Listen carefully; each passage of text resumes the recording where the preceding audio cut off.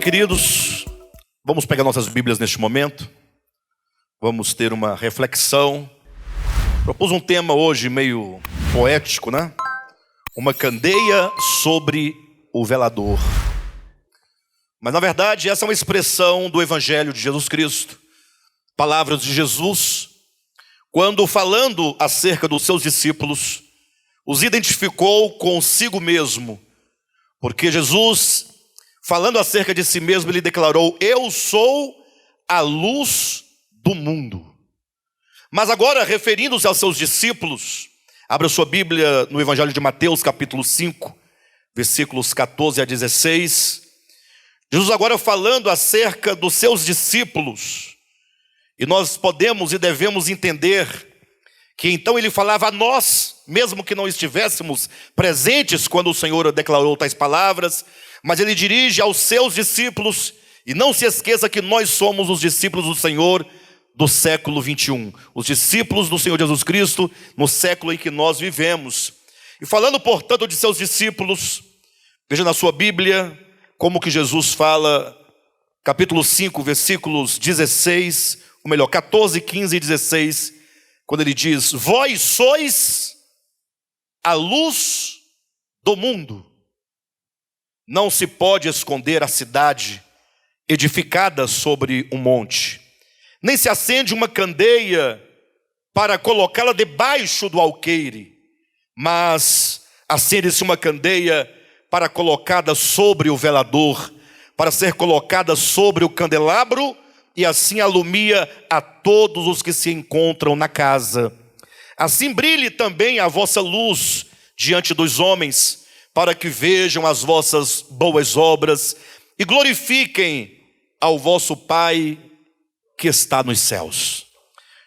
Veja que coisa interessante. Eu comecei dizendo que Jesus, ele falando de si mesmo, ele diz: eu sou a luz do mundo. E essa é uma expressão certamente muito grande, muito forte, muito poderosa. Porque imagine Jesus, o Cristo de Deus encarnado, poder dizer alto bom som, com total consciência do significado de tais palavras, ele declarar: eu sou a luz do mundo.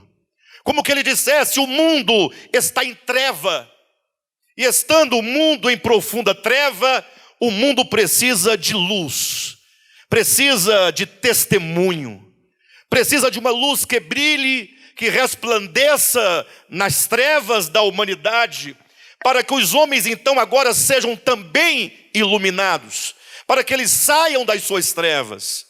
E é muito fácil de você perceber não somente a grandiosidade, mas a aplicação dessas palavras quando referidas ou conferidas a Jesus. Porque ele falar de si mesmo: eu sou a luz do mundo, logo todos podem dizer: com certeza Jesus é a luz do mundo.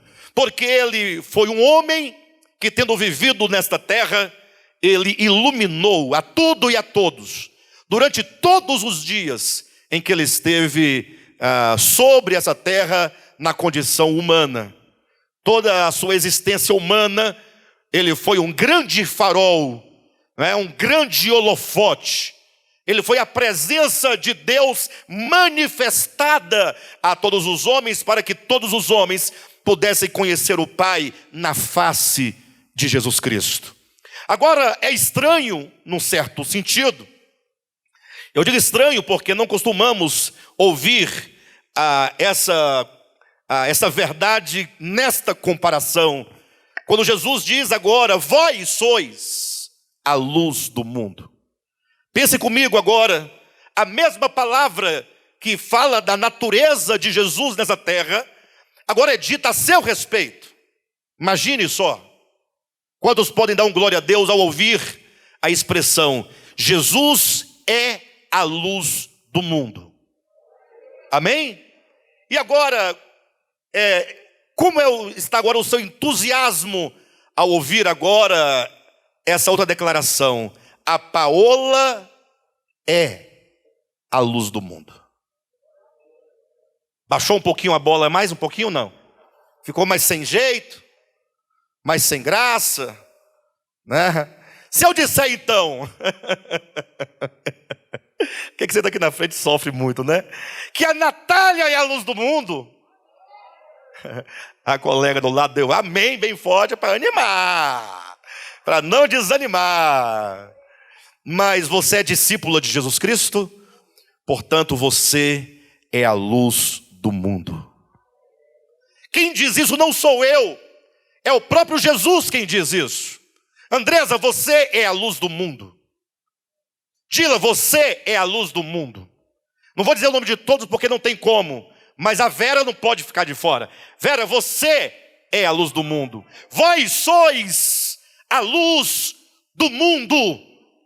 Portanto, diga, eu sou a luz do mundo. Pastor, eu tenho medo de, com isso, estar usurpando aquilo que Jesus é. Não, mas o que Jesus é aquilo que você é. Porque Jesus, ele era homem? Sim ou não? Jesus nasceu no tempo, nasceu na história, nasceu em Belém, filho de Maria, participante de carne e sangue, a nossa semelhança, viveu como homem nessa terra, sendo tentado em todas as coisas, a nossa semelhança, nós também homens, de carne e sangue, vivendo historicamente na terra. E o Jesus de Nazaré tinha o Cristo como a luz eterna, que é o próprio Deus dentro de si. Jesus, portanto, homem, tendo o Cristo de Deus encarnado na sua natureza humana, podia resplandecer essa luz e, portanto, afirmar, eu sou a luz do mundo. E você, sendo homem, também não tem o Cristo de Deus, o Logos eterno, a luz eterna, habitando o seu espírito? Ou não tem? Estou sentindo que os irmãos estão perdendo o sentido da mensagem. Estão entendendo? Jesus é a luz do mundo, e a luz do mundo diz acerca de cada um de nós, vós sois a luz do mundo. Com isso, eu não quero gerar no coração de ninguém nenhum tipo de arrogância, né? De orgulho maligno, perverso. Hoje eu descobri que eu sou a luz do mundo. É todo o problema que Jesus, quando diz acerca de si, ele disse, eu sou a luz do mundo, quem me segue não andará em trevas, pelo contrário, terá a luz da vida. Agora eu pergunto, você pode falar o mesmo de você? Jesus disse, eu sou a luz do mundo. Você pode falar a mesma coisa de você? Não pode. Mas Jesus falou, vós sois a luz do mundo. Você não pode falar o mesmo? Pode ou não pode, pessoal? Quem está me entendendo? Vamos lá, é porque o pensamento, a lógica do pensamento é complexa. Tem nada de complexo. É só um pouquinho de atenção. Voltando, eu disse que Jesus declarou acerca de si mesmo, eu sou a luz do mundo.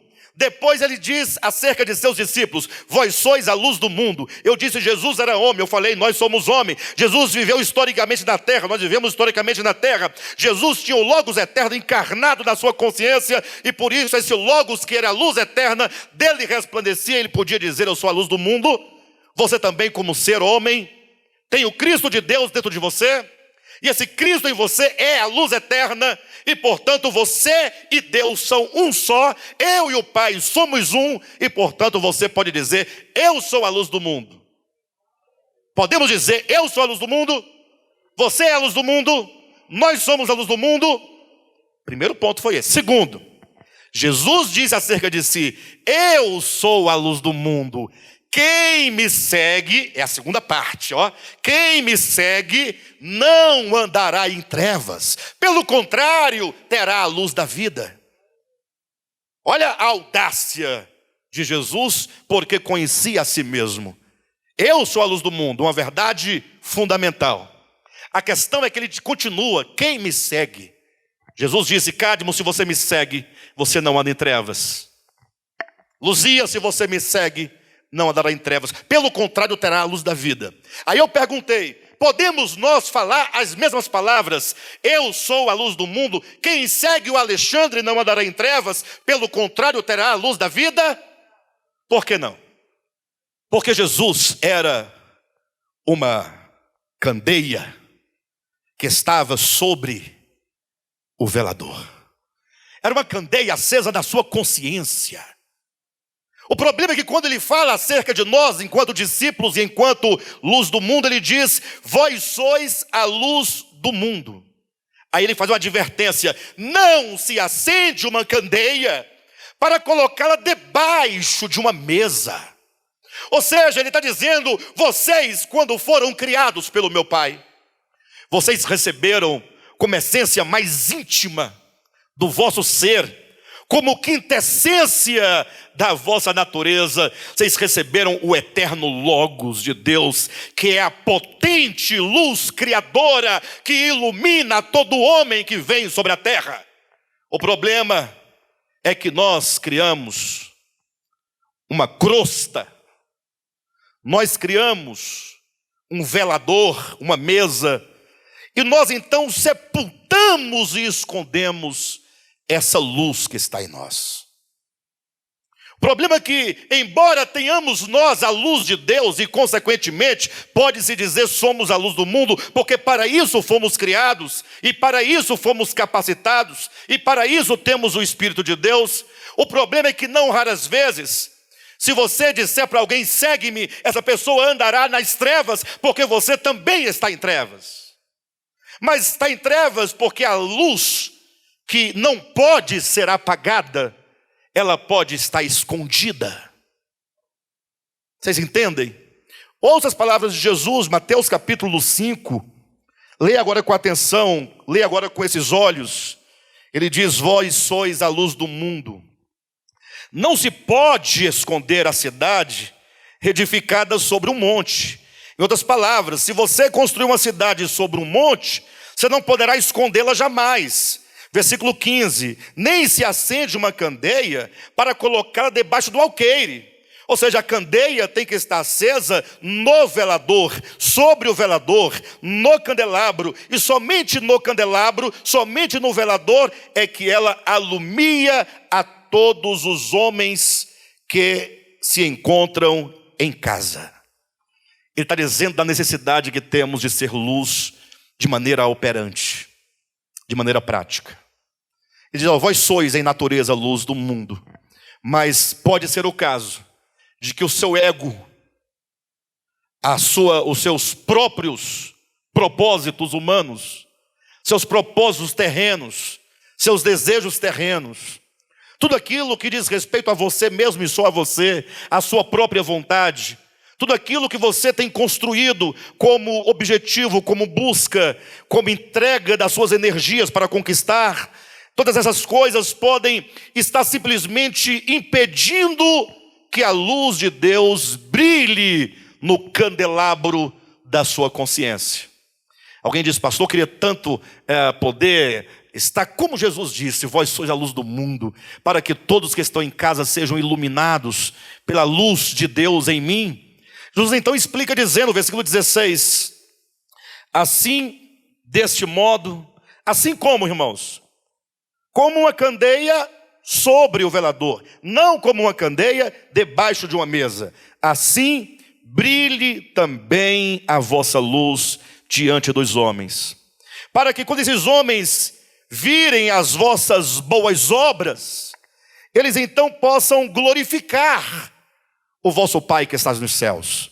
Ou seja, Jesus está dizendo: olha, quando você neste mundo estiver vivendo, realizando, agindo, procedendo, resistindo, para você saber se você está vivendo como luz do mundo ou não, é preciso que você olhe para os outros. Se os outros olham para a sua vida, para os seus atos, para o seu falar, para o seu agir, para o seu viver, e com isto eles glorificam o Pai Celeste, então você está resplandecendo.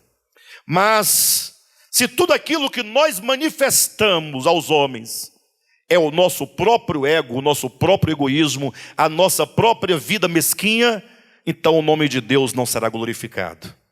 Há uma profunda necessidade de nós entendermos o papel da igreja e a função da igreja.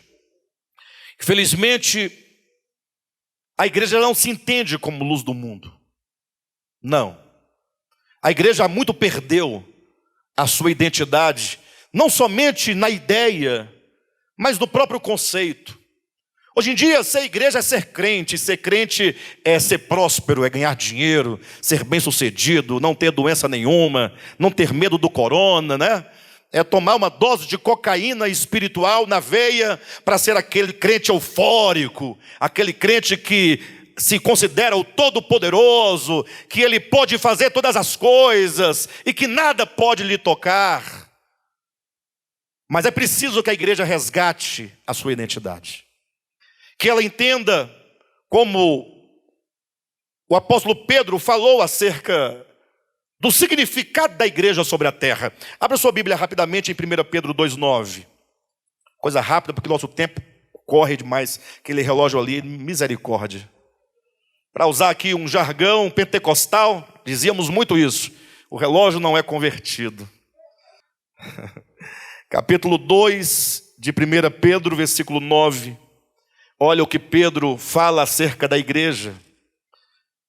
Resgatar essa consciência é extremamente importante.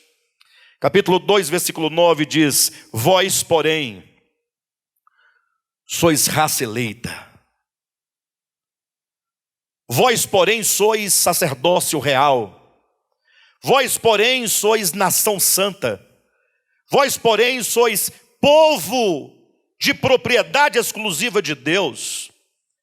Vós, porém, sois povo chamados para proclamar as virtudes daquele que vos chamou das trevas para a sua maravilhosa luz.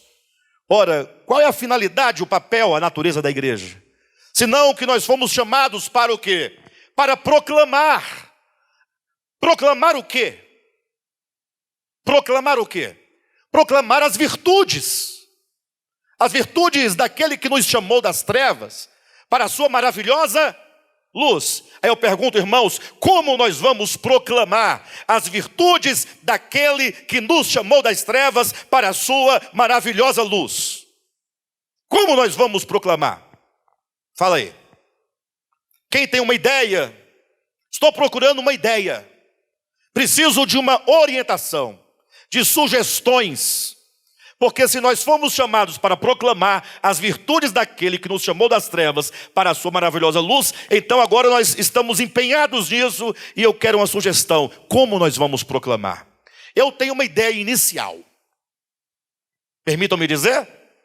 Aí depois, se os irmãos acharem a minha ideia boa, a gente executa. Se não, a gente ouve outras ideias.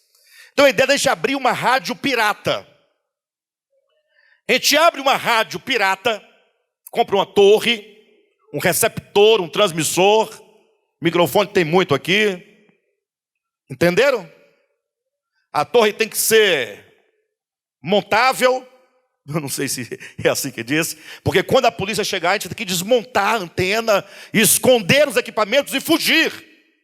De preferência que tenha um túnel, para a gente se esconder da polícia quando ela chegar, porque nós não podemos manter uma rádio pirata.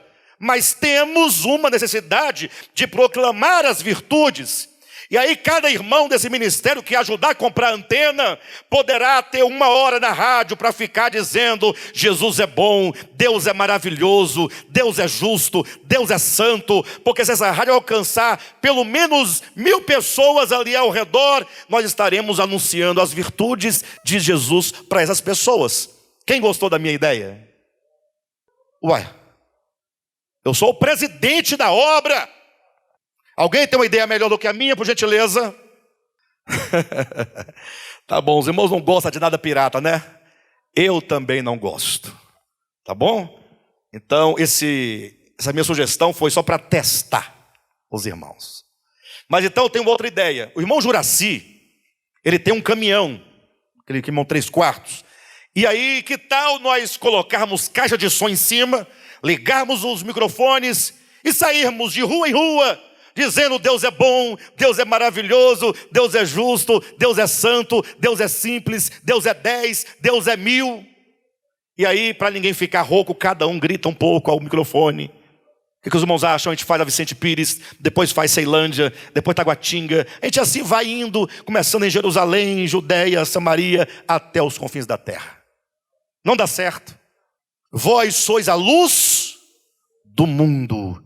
Pedro diz que nós somos povo de Deus, nação santa eleita, que nós fomos chamados para proclamar as virtudes daquele que nos chamou das trevas para a sua maravilhosa luz. Nós somos a luz. Nós temos que anunciar as virtudes de Deus, porque Ele nos trouxe para a sua luz. Qual é a maneira que você anuncia o reino da luz do Filho de Deus, se não sendo você mesmo luz? Luz. Ora, você é luz, mas tem que retirar de debaixo desse ego, dessa mesa, desse alqueire, tirar debaixo de tudo aquilo que oculta essa riqueza divina em nós, para podermos manifestar isso ao mundo. Esse é o papel da igreja. Não é sem razão que Paulo vai dizer também em 1 Timóteo capítulo 3, falando sobre como a igreja deve viver. E nesse contexto é que ele diz que é nesse viver e nessa vivência que a igreja então é coluna e baluarte da verdade. Mas pensando nisso, eu já venho há bastante tempo pensando nessa situação, comecei a pensar nisso quando ministrei aquelas 3 ou 4 mensagens ou 5 mensagens acerca da apostasia. Porque falar de apostasia é falar negativamente de um inimigo iminente, perigoso, fatal, que procura roubar de nós a nossa fé. Sim. Mas então devemos nós falarmos positivamente. Ou seja, o contrário da apostasia é exatamente o reavivamento espiritual. Se por um lado o mundo está cada dia mais longe de Deus, se o mundo está cada vez mais perdido, as trevas tornam-se cada vez mais trevas, mais negras, mais densas. Urge, portanto, que você e eu, cada um de nós, e não somente você e eu, mas sobretudo nós juntos, todos nós, tenhamos no coração o desejo profundo de, ao invés de nos permitirmos sermos tomados pelas trevas da apostasia nos últimos dias, termos o desejo de sofrermos, de experimentarmos um profundo reavivamento. Um reavivamento espiritual. Mas não é fazer aqui um congresso com mensagens para tocar a sua emoção, para que você fique uma semana eufórico. Estou reavivado. Não. O reavivamento a que eu me refiro é nós buscarmos, mediante a palavra, mediante a comunhão, mediante o Espírito de Deus, resgatarmos a mesma força, o mesmo vigor dos nossos primeiros irmãos, discípulos de Jesus Cristo, os apóstolos de Jesus Cristo, que viveram intensamente no seu tempo. Quando lemos Atos dos Apóstolos, nos fica muito clara a ideia de que todos que estavam ali, na sua grande maioria, com pouquíssimas exceções, havia exceções, mas eram poucas, mas que a igreja no seu conjunto, ela era vista como um povo que amava Jesus Cristo, mas amava de modo intenso. E esse amor que a igreja tinha por Jesus Cristo pode ser demonstrado pelo menos em 2 circunstâncias muito claras.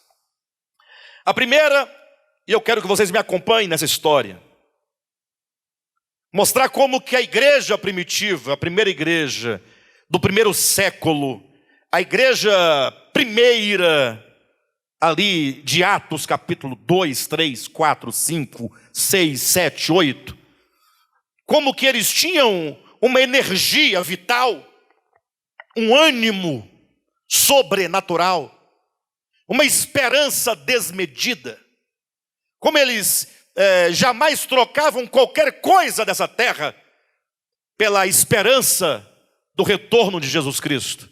Eles tinham um amor intenso, um amor inexplicável. E eu disse que, para os irmãos me acompanharem nessa história, que eu quero demonstrar em que circunstâncias e por quais motivos esse amor era tão intenso. Eu fico imaginando Jesus na terra, né? Poxa, como seria maravilhoso se nós estivéssemos lá com Ele, naquele tempo, andando com Ele. Sim, como eu ando com vocês andam comigo, com Cádimo, pessoas reais, né? Concretas, históricas. Como diz João na sua epístola, né? Poder tocar, ver, contemplar, sentir a respiração, conversar, andar com Ele. Foram 3 anos e meio, Jesus, homem, dormindo, acordando, comendo, andando, falando, conversando, pregando, fazendo milagres.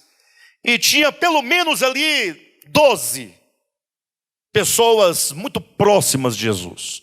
Havia também os outros discípulos, que não eram os apóstolos, e ainda havia as multidões. Se fôssemos colocar em círculos, né, podemos dizer que o círculo mais próximo de Jesus era o dos 12. Depois os discípulos, depois as multidões. Mas esses 12 que representam na revelação os fundamentos da igreja, não estou dizendo que eles são os fundamentos em detrimento a Cristo enquanto o fundamento. Eles são colocados enquanto os fundamentos da Nova Jerusalém. Isso porque a função desses apóstolos era lançar o fundamento da verdade que é Cristo Jesus.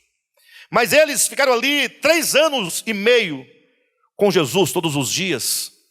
E devia ser muito bom estar com Jesus, muito bom. Porque apesar de todas as dificuldades que havia, estar com Jesus ali na liderança imediata daquela comunidade, era saber que ele tinha todas as soluções e tinha todas as respostas, porque ele tinha todo o poder. Se estivéssemos nós ali num barco, uma tempestade viesse tentando naufragar aquele barco, ele dizia, não precisa se perturbar, e logo ele acalmava, ele ordenava aos ventos e ao mar, e logo se acalmava. É muito bom estar com Jesus nesse sentido presencial. Vou usar a expressão do momento, né? Não era à distância, nem online. Estar com Jesus ali, mesmo naquele exato momento histórico de Jesus. Se porventura não pescássemos nada durante toda a noite, Jesus apenas mandava jogar a rede para o lado direito e logo se pegavam 100 e tantos peixes, dos maiores que havia. Então tudo estava resolvido com Jesus. Ele próprio pregava a palavra, nós não precisávamos pregar. Nós dormíamos enquanto ele orava por nós. Olha que maravilha. Não é bom, não? Se porventura faltasse pão, ele multiplicava. Se alguém morresse, ele ressuscitava. Ficava doente, ele curava. Endemoniava, ele libertava. Era apenas ficar ali, como o próprio Cristo diz acerca dos discípulos, né?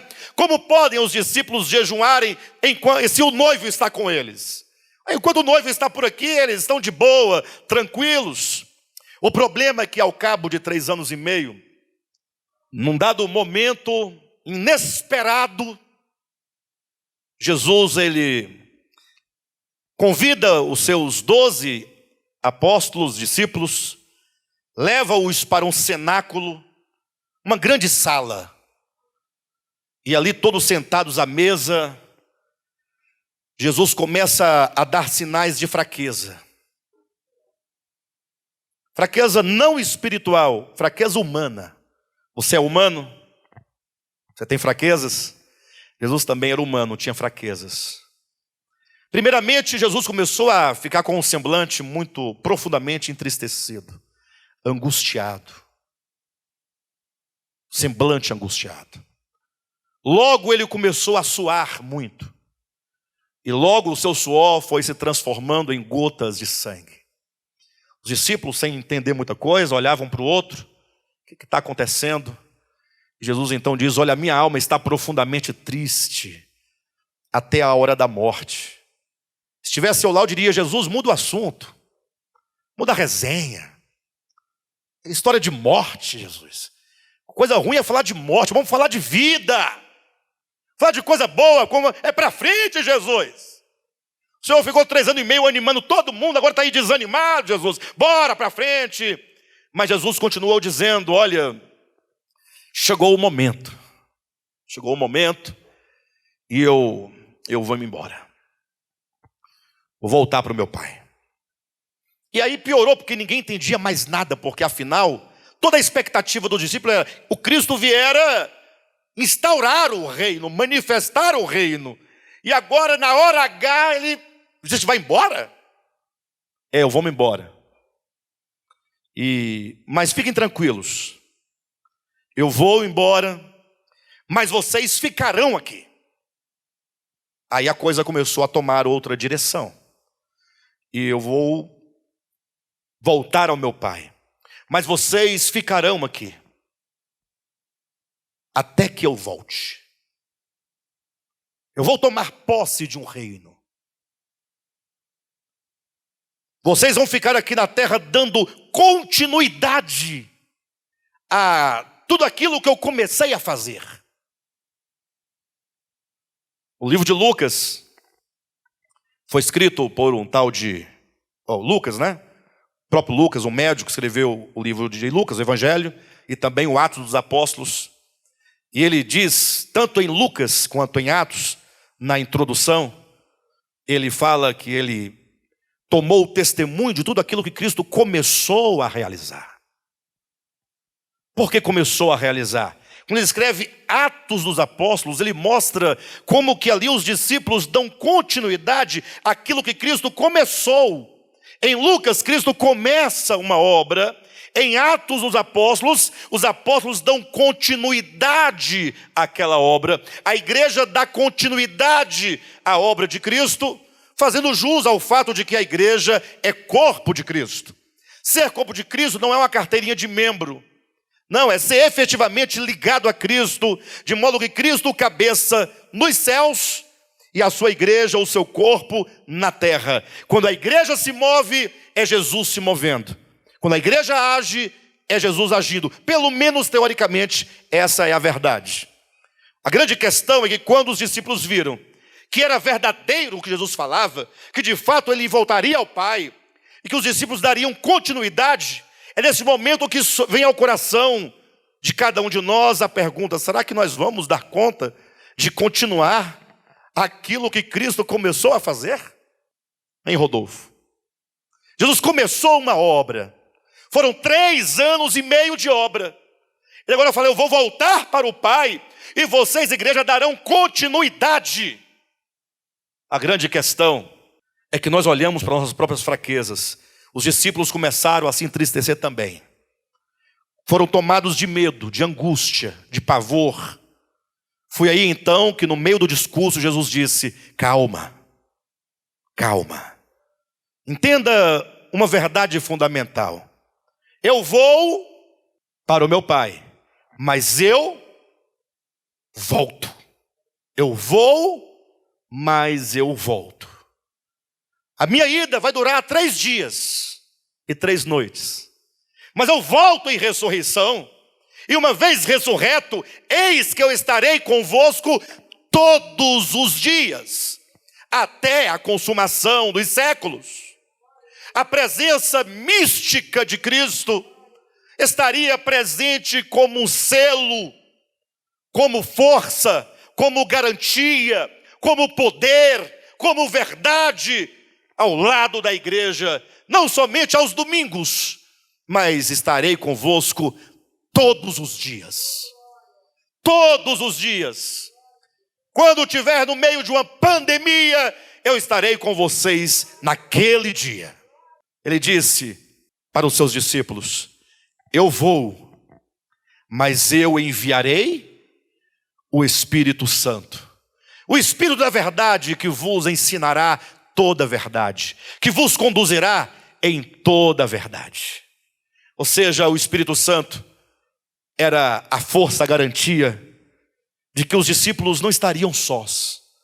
Eles teriam que dar continuidade à obra ministerial de Cristo, mas eles contavam com a presença real, embora mística, de Cristo, com a presença do Espírito Santo ao lado deles e dentro deles. E os irmãos conhecem bem a história. A partir do dia de Pentecostes, Atos capítulo 2, diz que o Espírito desceu em forma corpórea, ali como de glossas de fogo, como línguas de fogo, sobre cada um daqueles discípulos.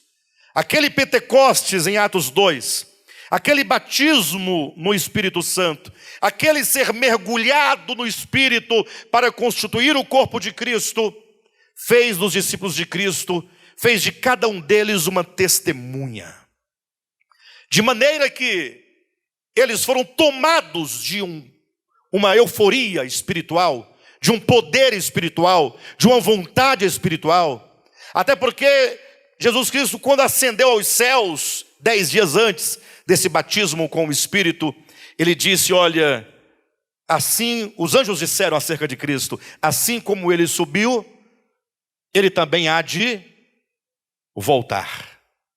E a partir desse momento em que os discípulos recebem o Espírito Santo sobre suas cabeças, preste atenção, agora eles totalmente movidos por amor profundo por Jesus, eles agora começaram a pregar o Evangelho com toda força, com todo entusiasmo, porque eles pensavam, quando nós pregarmos o Evangelho em todo o mundo, então Jesus voltará.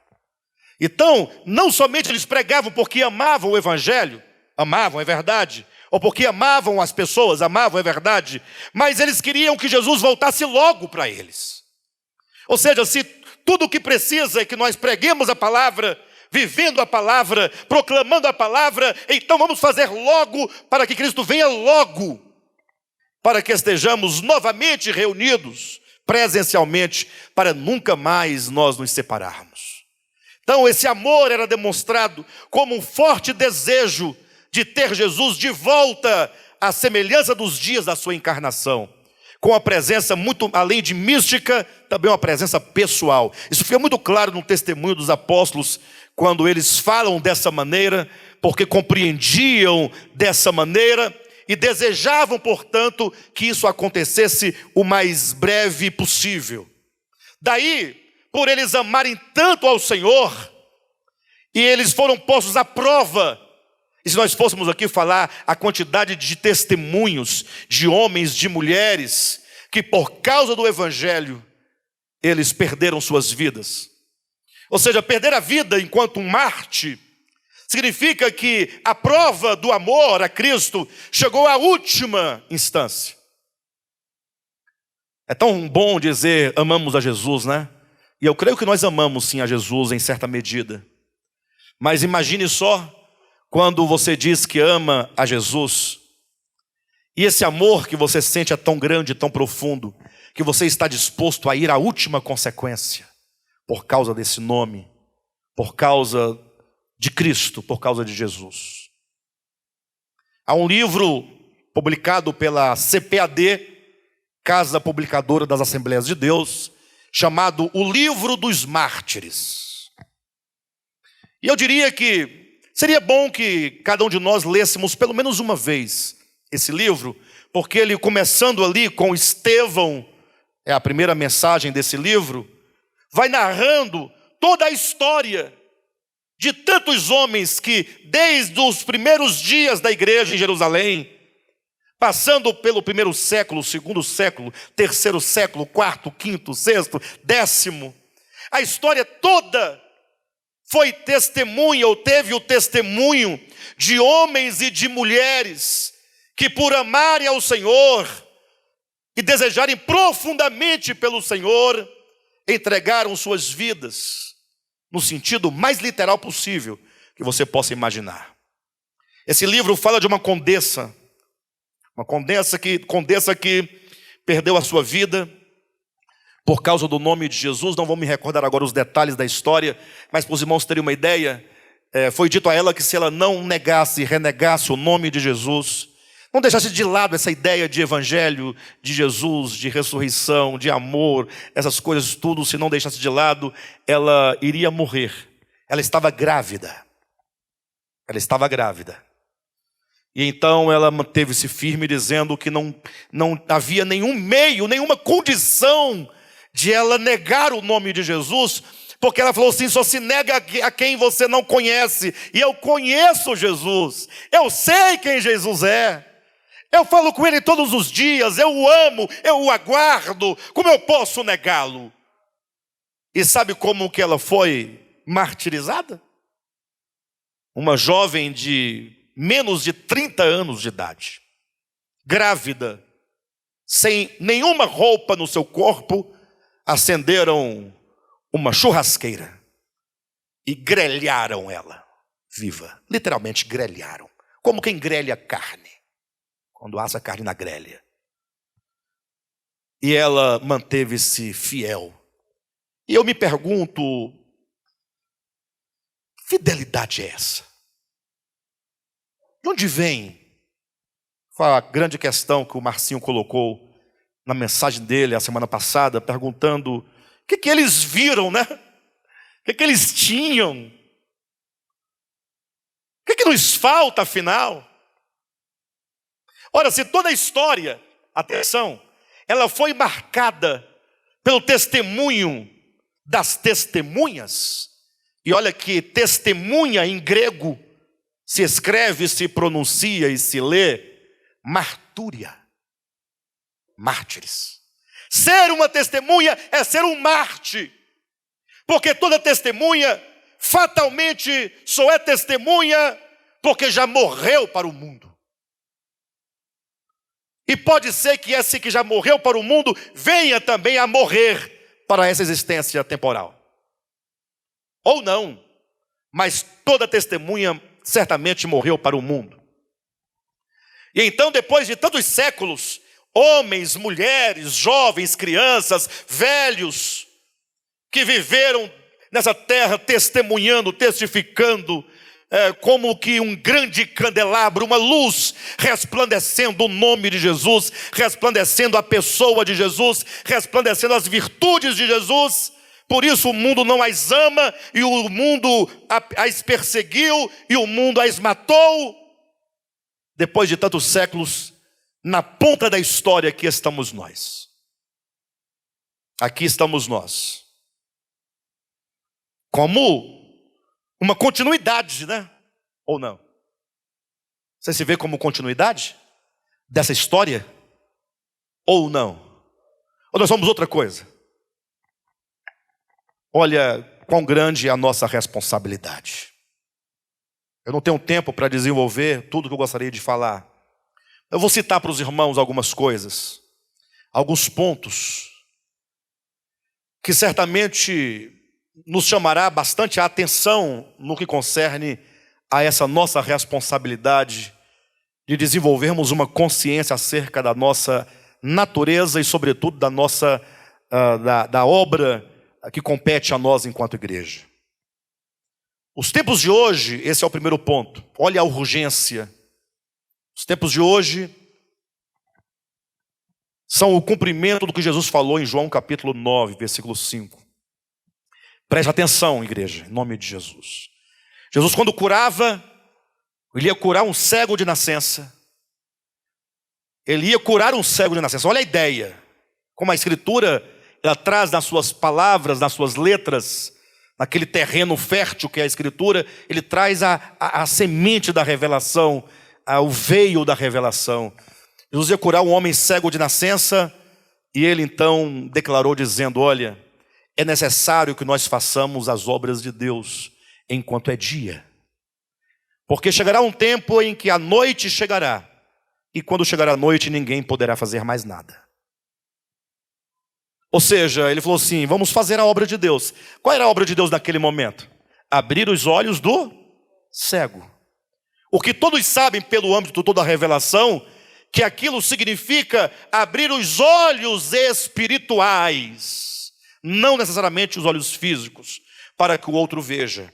A prova disso é que o próprio Jesus ressuscitado declarou para Saulo de Tarso no caminho de Damasco, dizendo: levanta-te, porque eis que eu te constituí ministro e testemunha para abrires os olhos dos cegos. É muito claro o texto. Você nunca vai ver Paulo abrindo os olhos de um cego no sentido literal, mas você vai ver em toda a vida de Paulo os olhos dos cegos sendo abertos todos os dias. Ou seja, Jesus está dizendo assim, olha, vocês, igreja do século 21, preste atenção, vocês estarão vivendo quando o dia terá acabado, porque a noite vem quando ninguém pode trabalhar. Jesus aponta para uma época da história em que as trevas da apostasia teriam tomado de conta da humanidade, e nós, no meio dessas trevas, dessa noite tão intensa, ele diz, vós sois a luz do mundo. E agora? Olha que coisa grandiosa. Fala, pastor, mas o que eu faço? Eu não dou conta. Primeiramente, você comece a orar, e a declarar, e a declamar, e a professar para você mesmo, para o mundo, para principados e potestades, para todo o universo. Acorde de manhã e do Espírito você clama dizendo, eu sou a luz do mundo, segundo disse Jesus. É você entender, cuidado, aqui não existe nenhuma técnica de você ficar proferindo palavras como um mantra. Eu estou dizendo que você precisa de ser convencido no seu espírito daquilo que Jesus diz que você é. O problema é que nós não acreditamos no que Jesus diz. Nós acreditamos no Big Brother. Fala a verdade, para de bobagem. Comece a crer nas palavras de Jesus. Isso vai gerar em você um profundo choque. No momento que você começar a dar créditos à palavra de Jesus, que olhando para você diz, vós sois a luz do mundo. Quando você começar a dar crédito, você vai sentir um impacto tão grande. Sabe por quê? Você fala assim, mas puxa, mas eu nunca imaginei isso. Olha que responsabilidade, e o pior, não somente você é a luz do mundo, como diz Jesus, mas você é a luz do mundo quando virá a noite, quando o dia terá passado e já não se pode mais fazer as obras de Deus. E se não pode, o que eu faço? Brilhe. Brilhe. Pastor, por que essa época que Jesus fala, vem a noite quando ninguém mais pode trabalhar? Como assim? É porque você querendo trabalhar, fazer e realizar, você não vê nenhum resultado. Isso porque o mundo está com os ouvidos, esse é o segundo ponto, os ouvidos estão embotados. Quão diferente era pregar há alguns anos atrás. Onde você fala, você fica igual um bobo numa praça, um palhaço sem graça. Coisa chata é palhaço sem graça. Quando o palhaço é engraçado, tem umas brincadeiras novas e boas, umas piadas boas, é até bom você assistir e ficar rindo. Mas o palhaço que não tem graça, que até a criança chuta o sapato do palhaço e sai com raiva do palhaço. É assim nós pregando, falando, ninguém quer nos ouvir. E o que fazer? Brilhe! Não queira fazer, seja! Vós sois a luz do mundo. Não se coloca uma candeia debaixo de uma mesa, mas sobre o velador. Resplandeça, resplandeça, mostre na sua face quem é Jesus. Essas virtudes de Cristo precisam ser por nós manifestadas. Porque se você quiser ficar apenas falando, olha, Paulo vai dizer em 1 Timóteo, capítulo 4, versículo 1, que nesses últimos tempos os homens, eles dariam ouvidos a toda sorte de heresias destruidoras, não é? Eles dariam ouvidos a tantas mentiras que eles não iriam querer absolutamente dar crédito à verdade. 2 Timóteo capítulo 4, Paulo fala, os homens sentindo coceira nos ouvidos, como um comichão no ouvido, se recusarão a dar ouvidos à verdade. Então o que fazer? Somos chamados a brilhar, somos chamados a resplandecer. Há um terceiro problema, né? Que a obra de Deus a ser feita, no sentido de revelar Cristo, nesse tempo de apostasia, nesse tempo de trevas, não basta que nós vivemos no pior tempo, vem a noite quando ninguém poderá trabalhar, esse é o tempo que nós vivemos, Não basta o fato de os ouvidos das pessoas estarem embotados, ensurdecidos, tapados. Tem um terceiro problema, grave. Jesus disse que a seara é grande, mas os trabalhadores são poucos. Ele não disse que os crentes seriam poucos. Os crentes são muitos, mas trabalhadores, puxa vida, que coisa extraordinária. Se nós entendêssemos, puxa, Jesus tem uma seara, é um trabalho espiritual. Não confunda isso com fazer e não fazer coisas. Mas nós fomos chamados, como diz Pedro, para nós proclamarmos as virtudes daquele que nos chamou das trevas para a sua maravilhosa luz. Mas quão escasso está nos dias de hoje o número de obreiros. Cuidado, porque obreiro não é aquele que na igreja tem a destinação de uma função. O Marcinho é obreiro, pastor Alexandre é obreiro, pastor Josué é obreiro, Marquinhos é obreiro, o Pedrão é obreiro, é obreiro. Aí você fala assim, a Paola é obreira? Ela fala, não, quando era da Universal eu era obreira. Mas eu cheguei aqui e fiquei sem função. Obreiro é aquele que está na obra de Deus. E se você está na obra de Deus, você é obreiro ou obreira. E se você não é obreiro nem obreira, não está na obra de Deus. Está na obra de quem? Há uma obra. Mas por que os obreiros são poucos se os crentes são muitos? Porque uma coisa é ser crente, outra coisa é ser discípulo. É se colocar como uma coluna, para que a causa de Deus, o testemunho de Deus, a arca do testemunho seja colocada sobre os ombros, não é? Aqueles que estão empenhados na oração, no testemunho, no amor, na consolação, na esperança, como João vai dizer no Apocalipse, dizendo, eu, João, ele fala, companheiro vosso no reino, na tribulação, na esperança. Os obreiros são poucos, porque poucos querem se colocar. E sabe por que poucos querem se colocar na posição adequada? Porque até então, até pouco tempo, o medo de um lado e a promessa de uma recompensa do outro ainda nos alimentava. Mas passou o tempo, o diabo está tão sem futuro, coitado do diabo, está tão sem crédito, que ninguém tem medo dele mais. Acabou. O pastor fala, é porque o diabo, os irmãos ficam falando no diabo, começa a rir do diabo. Perderam o medo. E quando então, vamos apelar para o galardão. O galardão também não empolga mais ninguém. Vocês cresceram humanamente, perderam medo de lobisomem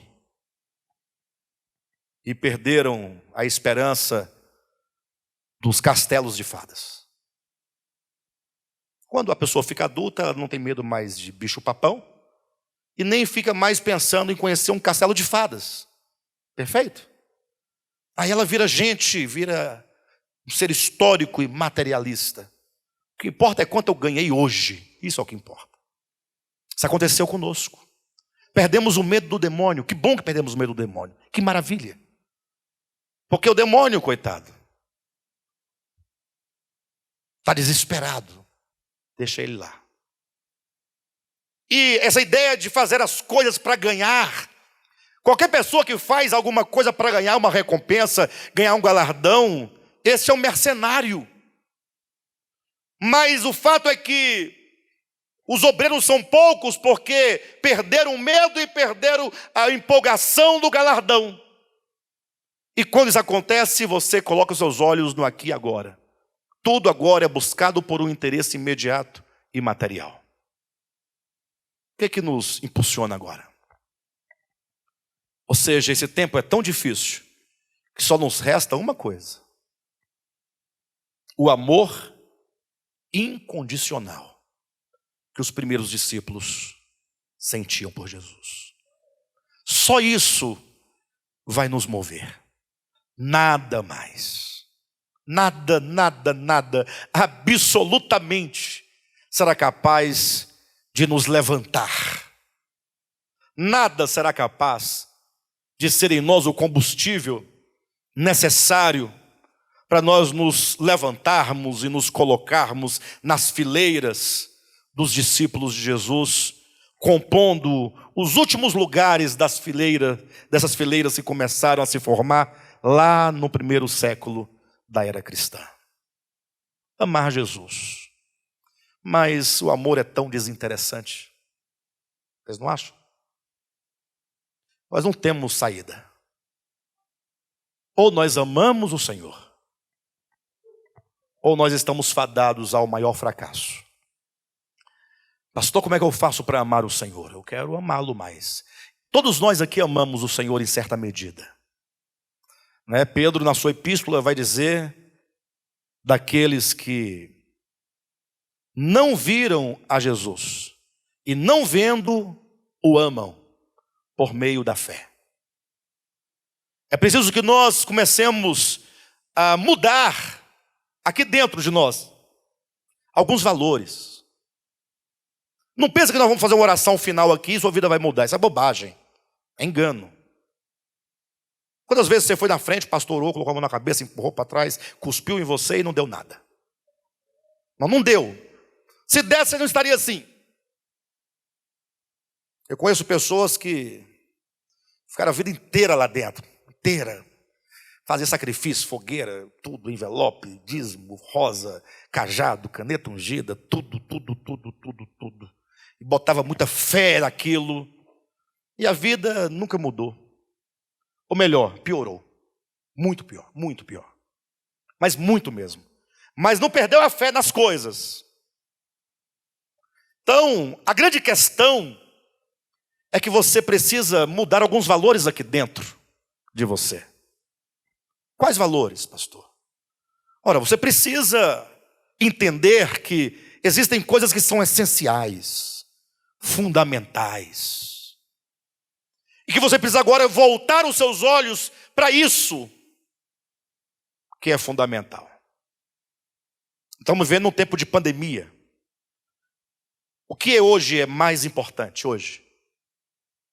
Nessa pandemia? A vacina? A saúde? Mas de modo prático, quem é afetado pela doença, o que ela quer fazer? Ela quer o quê? Ela quer respirar. Ela precisa respirar. Os pulmões são o primeiro órgão que a doença ataca. E aí a pessoa entende, poxa, eu vivi 50 anos para descobrir o que é essencial. Respirar é essencial. Será que eu vou ter que ter Covid e agravar para eu entender que o ar é essencial, poxa? E você está correndo atrás de dinheiro, brigando com as pessoas por causa de dinheiro, desenvolvendo inimizade por causa do dinheiro, por causa de coisa, ferido, ofendido, por causa de uma palavra que foi mal dita, mal dizida. Volte-se para o que é essencial. Puxa vida, o alimento é essencial. Comece a ver em tudo isso Deus. Porque você não pode produzir ar. Você não pode produzir alimento, dar origem. Você pode manipulá-los. E aí você começa a olhar para as coisas essenciais e comece a ver o amor de Deus. Porque os ricos atributos de Deus estão todos manifestados nas coisas que foram criadas. E você vai começar a conhecer a Deus nas coisas mais simples e mais elementares. E você vai percebendo o quanto Deus é bom, o quanto Deus é maravilhoso, o quanto Ele cuida de nós, nos mínimos detalhes. E você vai começar a admirar a grandeza e a beleza de Jesus Cristo. E aí você vai começar a conhecê-lo. E você vai começar a amá-lo. E cada dia, em relacionamento, você vai amando mais e mais. O amor só aumenta. E você, quando começar a amar esse Deus, não por mandamento, impossível.